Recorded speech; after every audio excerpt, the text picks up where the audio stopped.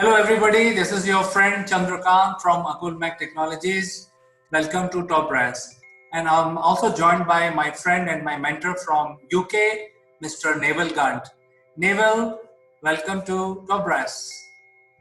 Good morning, CK. Good morning, everybody. It's the start of a new week, so it's a new opportunity to get out there and make a change. So what are you going to change this week, CK? Naval, actually, I have been reading your book and I spent some time over the weekend about your book, which is called Can You Handle the Truth? And I have started reading the chapter 2, which is about self-reflection and growth. So just wanted to know your thoughts and what was running in your mind when you started writing this particular chapter, specifically because this book has been written for the leaders and the CXOs. So would you like to throw some light on this one? Yeah, sure. I mean, we needed to look at a chapter that was very much looking at ourselves, looking in the mirror, because most of these, CXOs, the C-suite arena, the senior leadership teams are so involved in what they do, working in the business and on the business, they've got no time for personal reflection. And so we're constantly doing SWOT analysis within the business. We're doing gap analysis within the business. We're trying to look at growing the business, and it's all about the business, the business, the business. But of course, sometimes we just forget, actually, the business is about what I'm doing, what we're doing as a team. So the motivation for that particular chapter, and you'll see by the questions at the end of that chapter, is to just take a little look at yourself. Now, we ask, as you've pointed out in the past, CK, when you get to the end of every chapter, these questions we ask are not easy questions. We really do want you to delve into answering those questions honestly. And again, no one's looking. The only person that's looking is you, because you're reading the book. So you could share it with your colleagues by all means, but in the first instance, nobody else is looking over your shoulder. But I bet what's going on in your mind are three different people. There's a won't do, oh yeah, we didn't do that before, did we? And a can't do, well, we couldn't do that because we didn't have the money. And a can do person is desperately fighting the other two to come to the surface, because and everyone else knows, unless you've got a positive can-do attitude, you won't grow. And it really is as simple as that. So it is all about just taking a bit of time out for yourself, looking at your personality, your responsibility, your accountability in the business. And we tend not to do it. So going to the questions at the back of that particular chapter, they're not easy, are they? Let's face it. Neville, I have just started reading the book, this chapter 2, and I was very curious to ask you this because the title of chapter 2 is self-reflection. And I was thinking over the weekend I think the most difficult task is self-reflection. So that is why today is Monday, and I've been thinking all over the weekend that what do you mean by self-reflection? Because I've not been able to figure out, because it opens up a new box, and when you go inside that box, it opens another two boxes. So it's I think one of the most difficult tasks for a leader to do a self-reflection. It is probably the most difficult task, but we have to do it. So for instance, if you're going to grow, are you prepared to do something different? And that is a question for you. So if you're going to grow, are you prepared to do something different? Yes, certainly. For growth, I'm prepared to do something different from my routine. and if it brings positive result, why not? And the interesting thing is, believe it or not, when I ask that question, and we ask it actually, we ask it a lot of golfers, because a lot of golfers will go to a coach and they want to improve their game. And one question we ask them, well, to improve your game, are you prepared to change something? And they say, well, why should I change? Well, if you're not prepared to change something, you're not going to grow, So if you don't change something, you'll just do what you did yesterday. And they sort of scratch their head and they say, oh yeah, I'd not thought of that before. Now that sounds incredible. Yeah.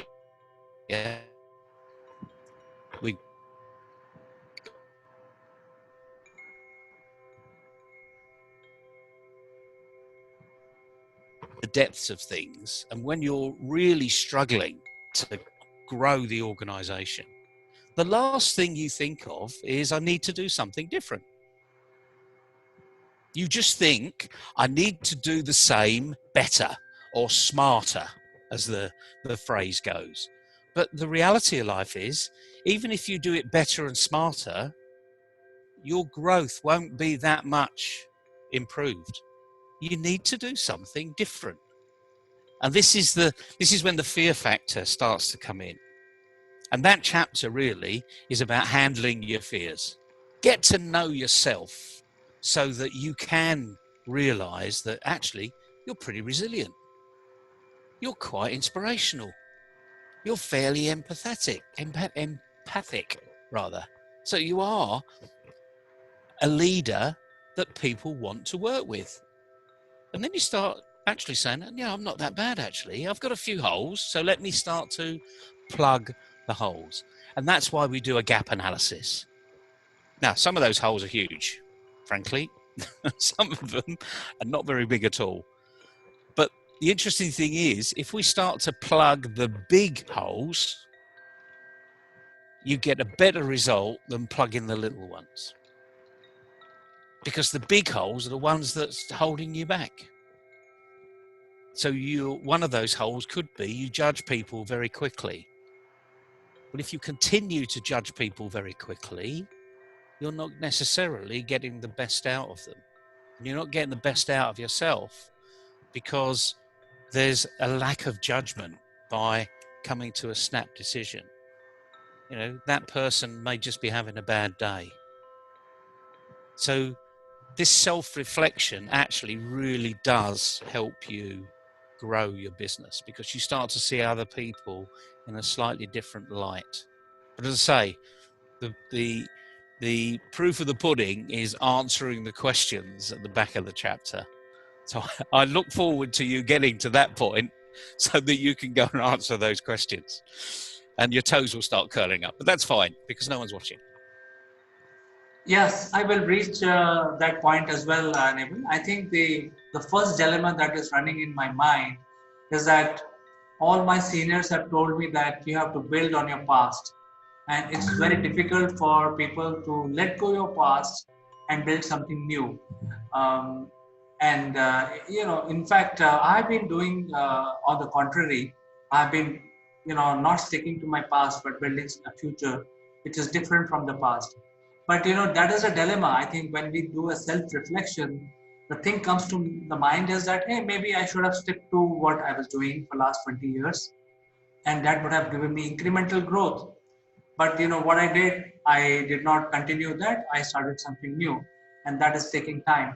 So I think these are all part of self-reflection, goal setting, and listening to elders.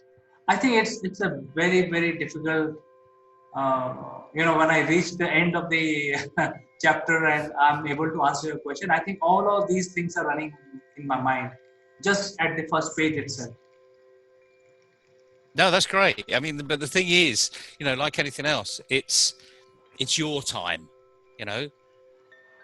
It's not, can we handle the truth? It's, can you handle the truth? And I'm asking that to myself.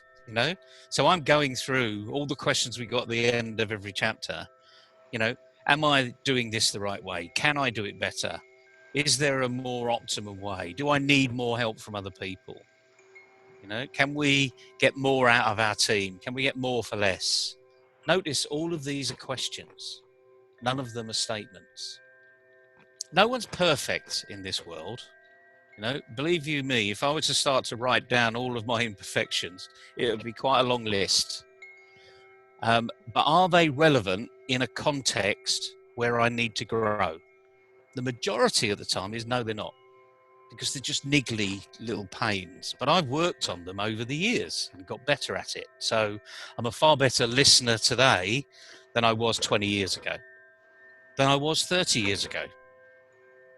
You know, when I think of back into going to the first day of my degree when I was 18, I thought I knew everything.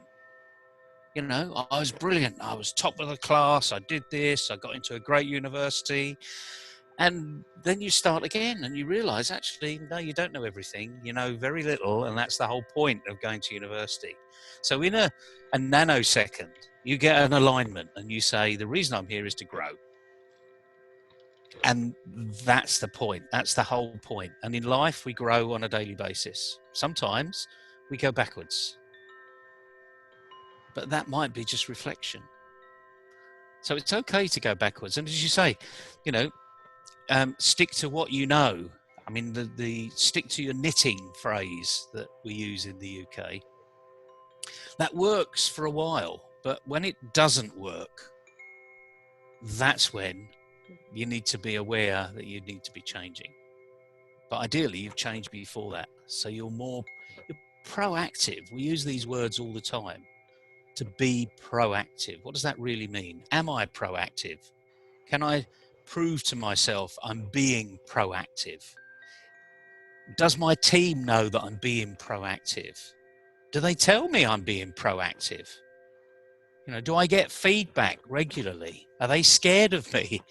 You know, do they only speak when they're spoken to or asked to contribute?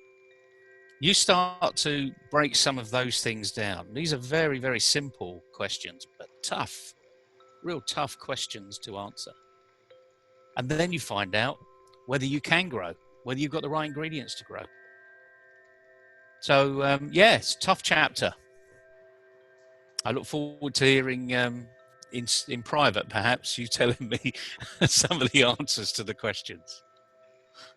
Yes, whether in private or on the show, let me reach the end of the chapter. But I think it's a very interesting, intriguing conversation that we are having.